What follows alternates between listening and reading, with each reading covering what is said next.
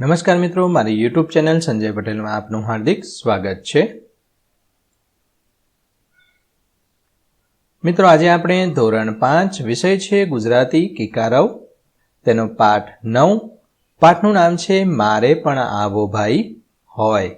તેની સ્વઅધ્યયન પોથી જે આ વર્ષે નવી આવેલી છે તેનું સંપૂર્ણ સોલ્યુશન આજે આપણે આ વિડીયોની અંદર જોવાના છીએ। પરંતુ તે પહેલાં જે મિત્રો અમારી ચેનલમાં નવા છે, જેમણે હજુ સુધી અમારી ચેનલને સબસ્ક્રાઇબ નથી કરી, તે અમારી ચેનલને જરૂર સબસ્ક્રાઇબ કરે, વિડીયો લાઇક કરે, શેર કરે અને બેલ નોટિફિકેશન આઇકોન ઓન કરે, જેથી અમારા દરેક નવા વિડીયોની નોટિફિકેશન તમારા મોબાઈલની સ્ક્રીન પર મળી શકે। મિત્રો, આ દરેક વિડીયોનું PDF સ્વરૂપે સોલ્યુશન મેળવવા માટે તમારા મોબાઈલના પ્લે સ્ટોરમાં વિશ્વગુરુ સર્ચ કરી એપ્લિકેશન ઇન્સ્ટોલ કરી શકશો। તદ્દન ફ્રી એપ્લિકેશન છે, કોઈપણ પ્રકારનો ચાર્જ તમારે એપ્લિકેશન વાપરવાનો આપવાનો નથી। શરૂઆતની સ્ક્રીન આવી જોવા મળશે, તેમાં સ્વઅધ્યયન પોથી પર ક્લિક કરી ધોરણ પસંદ કરી વિષય પર ક્લિક કરતા વિડીયોના ઓપ્શન પરથી તમે વિડીયો જોઈ શકશો અને પીડીએફના ઓપ્શન પરથી તમે PDF સ્વરૂપે સોલ્યુશન મેળવી શકશો। ખૂબ જ સારી એપ છે, એકવાર જરૂર ડાઉનલોડ કરીને જોજો। ચાલો સ્વઅધ્યયન પોથીનું સોલ્યુશન શરૂ કરીએ। તેમાં પ્રશ્ન પહેલો, પાઠના આધારે શબ્દ સામે સાચા શબ્દો લખવાના છે। નાક વગરના એટલે કે શરમ વગરના, બેશરમ એવું કહેવાય। ભયંકર અવાજ, બરાડા પાડવા। કર્કશ અવાજ, એ બહુ અવાજ કરતા હોય ને તોફાન કરતા હોય તો બહુ સાંભળવું ના ગમે, પણ ભલે પછી બહુ જોરથી ગીત ગાતા હોય ને સાંભળવું આપણને ગમે, ગીત ગાય છે મધુર અવાજે, રેડી, એમાં ફેરફેર। બરાડા પાડવા અને જોરથી ગાવું એ પણ અલગ છે। તો વિકરાળ તો ડરામણું, ભયાનક। પરિશ્રમ એટલે મહેનત, ઉદ્યમ। વિનોદ એટલે મોજ, આનંદ। વીરા એટલે અનુજ, ભાઈ। પ્રશ્ન 2, આપેલા વાક્યોમાં લીટી કરેલા શબ્દની જગ્યાએ બીજો શબ્દ લખવાનો છે। ઉદાહરણ, 14 વર્ષ કેટલા દાહડા એટલે કે દિવસ। તો લક્ષ્મણ જેવો ભાઈ, ભાઈ એટલે અનુજ। કિનારે એટલે કાંઠે। મકાન તો તેનું થશે ઘર। સૂર્યનું થશે સૂરજ। ડર એટલે ભય। આ રીતે તમારે લખવાનું છે। એના જેવા જ અર્થવાળો બીજો શબ્દ લખવાનો છે। પ્રશ્ન 3, નીચે આપેલા ચિત્રો સાથે સાચી શબ્દ જોડો। તો જંગલમાં ઝાડ નીચે ઘર બાંધીશું। પછી નૌકા પડી હશે, સડેડાટ ચલાવીશું। વાંસળીને પાવો સાથે બેસી વગાડીશું। ધનુષ બાણ બનાવીશું વાંસમાંથી। હરણના ટોળે ટોળા ઠેકી ઠેકી દોડશે। આ રીતે બંધ બેસતું હોય તે લખવાનું છે।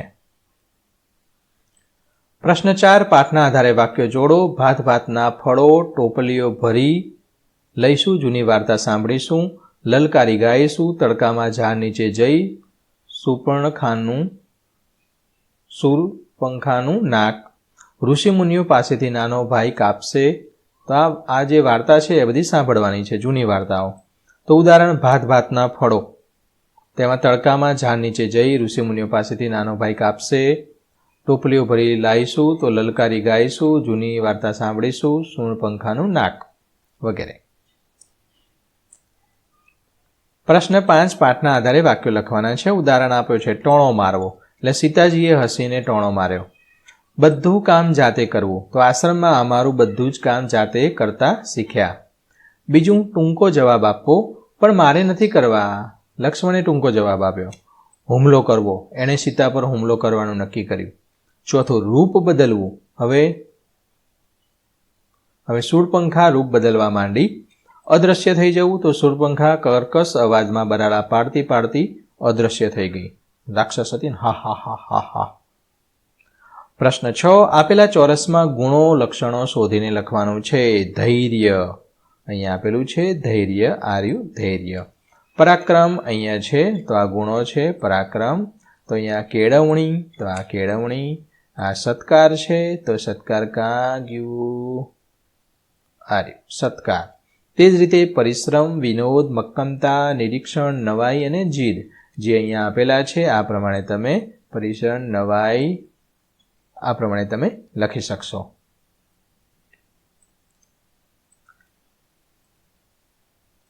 પાઠના પાત્રો ઓળખો। શૂરપંખા અજાણી સ્ત્રી, રાવણ તો લંકાપતિ, દશરથ ચક્રવર્તી રાજા, રામ એક પત્ની વ્રતધારી, લક્ષ્મણ તલવારધારી યુવક, તાડકા રાક્ષણી અને સીતા સુંદર અને સુશીલ।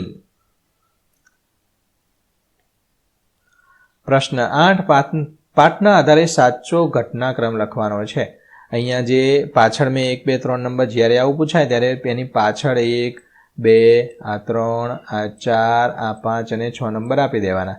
ત્યારબાદ શું કરવાનું, જે 1 નંબર લખ્યો હોય તેને 1 નંબર ઉપર લખવાનું, 2 નંબર લખ્યો હોય તેને 2 નંબર ઉપર લખવાનું. આ રીતે લખવાનું છે. તો પહેલું વાક્ય બનશે, રામ અને લક્ષ્મણ વિશ્વામિત્રના આશ્રમે ગયા. બીજું છે, શબ્દવિધિ બાણ વડે તાડકાનો વધ થયો. રામ વનના લોકો, પશુ પક્ષીઓ અને ઝાડવા વિશે શીખ્યા. અજાણી સ્ત્રી વનમાં આવી. રામે શૂળપંખા સાથે લગ્ન કરવાની ના પાડી અને શૂળપંખાએ રૂપ બદલ્યું. પ્રશ્ન 9 પાત્રો સાથે જોડો. અહીંયા પાત્રો આપેલા છે તેની સાથે જોડવાનું છે. તો રામ પરણેલા પુરુષ, લક્ષ્મણ વિશ્રામની જરૂર નથી, સીતા તો જાનકી, શૂળપંખા રાક્ષસી, એક પત્ની વ્રતધાર, બલિષ્ઠ અહીંયા આપેલું છે. તો આ બીજા નંબરનું આની અંદરથી જે રામ છે પરણેલા પુરુષ, એક પત્ની ધરાવનાર, બલિષ્ઠ, પછી લક્ષ્મણ તો વિશ્વાસની જરૂર નથી, રામનું મોટાભાગનું કામ કરનાર, સેવક પણ છે, સીતા તો જાનકી રાણી છે, સુશીલ, શૂળપંખા રાક્ષસી છે, બલા અને અજાણી સ્ત્રી. સાચા જવાબ કર ખરું. એના જેવો સરખો શબ્દ ત્રીજા ખાનામાં લખવાનો છે. તો અહીંયા થાકતા, તો અહીંયા લક્ષ્મણ અને અહીંયા સુસ્તી, થાકવું નહીં તો સુસ્તી. અહીંયા જીદ તો શૂળપંખાએ જીદ કરી હતી, જીદનો એના જેવો શબ્દ થશે હઠ. વિનોદ એના જેવો શબ્દ થશે રમૂજ તો રામ. બાણ તો દશરથનું, બાણ એટલે સર. લક્ષ્મણ તેનું સેવક અને અહીંયા સીતા. પ્રશ્ન 11 પ્રશ્નના જવાબ લખો. પહેલું, છોકરાને વનમાં જતા બીક કેમ લાગતી નથી? તો લક્ષ્મણ જેવો સાથી હોય એટલે છોકરાને વનમાં જતા બીક નથી લાગતી. બીજો પ્રશ્ન, ગુરુ વિશ્વામિત્ર રામને આશ્રમમાં શા માટે લઈ ગયા? તો ગુરુ વિશ્વામિત્ર રામને શિક્ષણ આપવા માટે, વધુ કેળવણી આપવા માટે આશ્રમમાં લઈ ગયા. શબ્દવિધિ બાણ એટલે શું? તો શબ્દવિધિ બાણ એટલે જે અવાજ સાંભળીને જ નિશાન પર સચોટ પ્રહાર કરી શકે, બાણ ફેલ જાય નહીં. અવાજ સાંભળે અને પછી એની પાછળ આપણી કેમ અત્યારે મિસાઇલ છે, જ્યાં લોકેશન સેટ કર્યું હોય અથવા જે એની પાછળ છોડી હોય એની પાછળ જ જાય, એને ઉર્જા હોય ગરમીને પકડે. આ રીતની ઘણી બધી અલગ અલગ ટાઈપની મિસાઇલ હોય છે. એ વખતે એવા બાણ હતા, બોલો એવા તીર હતા કે અહીંથી આમ શ્લોક બોલીને જવા દીધું ને એટલે એ જગ્યાએ જ જાય નહીં, જ્યાં અવાજ કરતો હોય એને જ વાગે. એને વાગે તો ખરા. ચોથો પ્રશ્ન, છોકરાને લક્ષ્મણ જેવો ભાઈ હતો તે શું કરશે? તો હરણના ટોળાને લીલું ઘાસ ખવડાવશે, વાંસળી અને પાવો વગાડશે, પાકા ફળોનો ટોપલો ભરશે, સાથે બેસી રસોઈ બનાવશે, ઋષિમુનિઓ પાસે વાર્તા સાંભળશે. પાંચમું, રામે શૂળપંખા સાથે લગ્ન કેમ ન કર્યા? તો રામે શૂળપંખા સાથે લગ્ન ન કર્યા કારણ કે તેઓ એક પત્ની વ્રતધારી હતા અને સીતાજી તેમના પત્ની હતા. છઠ્ઠું, બંને ભાઈઓએ લગ્ન કરવાની ના પાડતા શૂળપંખાએ શું કર્યું? તો બંને ભાઈઓએ ના પાડી, રામ લક્ષ્મણ બંનેએ. શૂળપંખા ક્રોધિત થઈ, ખીજાઈ ગઈ, ગુસ્સે થઈ ગઈ અને સીતાજી પર હુમલો કરવાનો પ્રયત્ન કર્યો. પ્રશ્ન 12મો છે, આપેલ સંવાદોમાં લીટી કરેલ શબ્દના બદલે બીજો શબ્દ લખી વાક્ય ફરીથી લખવાનું છે. તો સમજ લઈએ. અહીંયા તો ધૂળ તો થશે માટી, તે જ રીતે અહીંયા જાતે તો અહીંયા થશે સ્વયં, અને બાકીનું વાક્ય છે તમારે એવું ને એવું લખી દેવાનું છે. પરાક્રમી તો બહાદુર, બાકીનું વાક્ય એવું ને એવું લખી દેવાનું. ભાઈ તો થશે વીરા, બાકીનું વાક્ય સેમ. શિક્ષણ તો વિદ્યા. 13મો પ્રશ્ન, પાઠના આધારે ગુણો લખો. પાઠના આધારે લખવાનું છે. તો અહીંયા ગુણ છે આપણે સમજવાનો છે અને લખવાનો છે. એના તો કાન પણ કાપી લેવા જોઈએ, આક્રોશ. અરે અરે, લક્ષ્મણ સ્થિરતા રાખો, ધૈર્ય. શૂળપંખા પરિણીત પુરુષ સાથે લગ્ન કરવા ઈચ્છતી હતી, બેશરમ. સાવધ લક્ષ્મણે ત્વરાથી કૂદીને તલવાર વીંજી તેનું નાક કાપી નાખ્યું, તરત, સ્પીડમાં, ઝડપ કહેવાય. શૂળપંખા હવે રઘવાઈ બની ગઈ હતી તો ખીજાઈ ગઈ.